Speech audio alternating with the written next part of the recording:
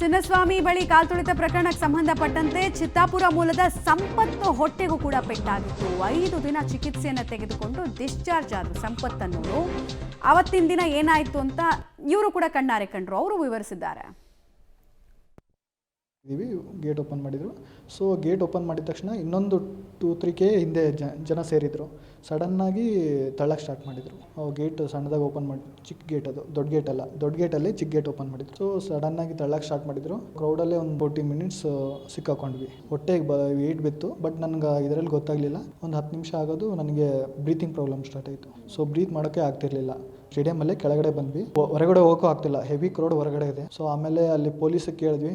So ಇವಾಗ ಏನು ಮಾಡೋಕ್ಕಾಗಲ್ಲ, ಸೊ ಇಲ್ಲೇ ರೆಸ್ಟ್ ಮಾಡಿ, ಇವಾಗ ನಾವು ಹೆಲ್ಪ್ಲೆಸ್ ಇದ್ದೀವಿ, ಆ್ಯಂಬುಲೆನ್ಸು ಎಲ್ಲ ಕಡೆ ಸ್ಟ್ರಕ್ ಆಗಿದೆ. ಪೊಲೀಸು ಆ ಕ್ರೌಡಲ್ಲಿ ಕಾಣಿಸಿತ್ತೋ ಇಲ್ಲ ಗೊತ್ತಿಲ್ಲ. ಸ್ಟೇಡಿಯಂ ಒಳಗಡೆ ಇದ್ದರು, ಹೊರಗಡೆ ಅಂತೂ ನನಗೆ ಕಾಣಿಸ್ಲಿಲ್ಲ. ಸೊ ಇದ್ದರೆ ಏನೋ ಕಂಟ್ರೋಲ್ ಆಗ್ಬೋದಿತ್ತೇನೋ. 1 ಅವರ್ ಮಲ್ಕೊಂಡಿದ್ದೆ ಅಲ್ಲೇ. ಎಲ್ಲರೂ ಹೆಲ್ಪ್ಲೆಸ್ ಆಗಿದ್ದರು.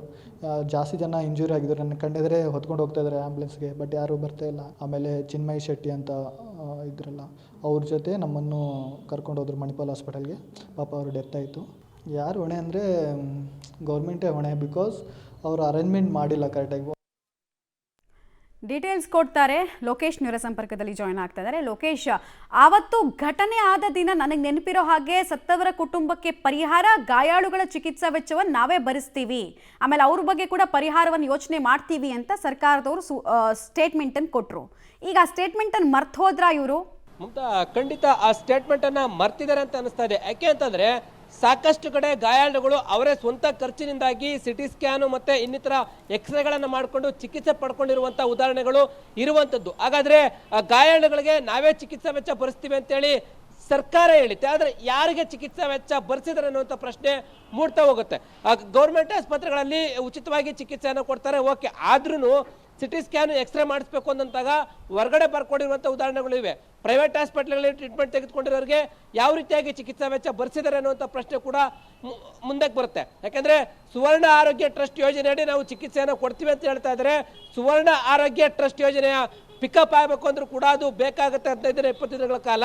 ಇವರು ಯಾವ ರೀತಿ ಉಚಿತವಾಗಿ ಚಿಕಿತ್ಸೆ ಕೊಟ್ಟಿದ್ದಾರೆ ಅನ್ನುವಂಥ ಪ್ರಶ್ನೆಗಳು ಎದ್ದೊಳ್ತವೆ. ಈಗ ಗಾಯಾಳುಗಳು ಕೂಡ ನಮಗೂ ಕೂಡ ಪರಿಹಾರ ಕೊಡಿ ಅಂತೇಳಿ ಆಗ್ರಹವನ್ನು ಮಾಡ್ತಾ ಇರುವಂಥದ್ದು.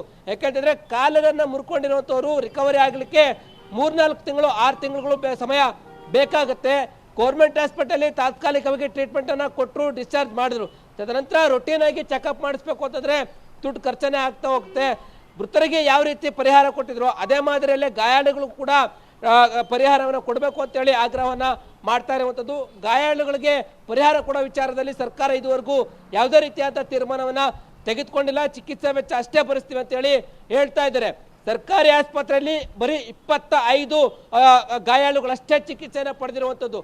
ಒಟ್ಟು 65 ಗಾಯಾಳುಗಳಲ್ಲಿ ಉಳಿದಂಥವ್ರು ಎಲ್ಲರೂ ಕೂಡ ಪ್ರೈವೇಟ್ ಹಾಸ್ಪಿಟಲ್ ಟ್ರೀಟ್ಮೆಂಟನ್ನು ತೆಗೆದುಕೊಂಡಿರುವಂಥವ್ರು. ಪ್ರೈವೇಟ್ ಹಾಸ್ಪಿಟಲ್ ಟ್ರೀಟ್ಮೆಂಟ್ ತೆಗೆದುಕೊಂಡಿರುವಂಥ ಗಾಯಾಳುಗಳಿಗೆ ಯಾರು ಕೋಆರ್ಡಿನೇಷನ್ ಮಾಡಿರೋದು, ಚಿಕಿತ್ಸಾ ವೆಚ್ಚ ಯಾರು ಭರಿಸ್ತಾ ಇದ್ದಾರೆ ಅನ್ನೋದು ಕೂಡ ಪ್ರಶ್ನೆ ಮೂಡ್ತಾ ಹೋಗುತ್ತೆ.